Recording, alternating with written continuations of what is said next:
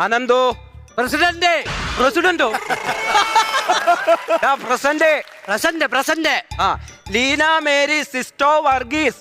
Husband husband അല്ലടാ, absent. ആ, വരുണുണ്ടോ? വരുണിന്റെ ബോഡി ഇതുവരെ കിട്ടിയിട്ടില്ല. മോഹൻലാൽ എവിടെ കൊണ്ട് ഒളിപ്പിച്ച് വെച്ചേക്കുവാ. ദൃശ്യ സിനിമ ക്ലാസ്സിൽ പോലും വരാതിരുന്ന ദൃശ്യ സിനിമ കണ്ടോണ്ടിരുന്നുണ്ട്. വരുണിന്റെ എനിക്കൂടെ ഇപ്പൊ കിട്ടിയത്.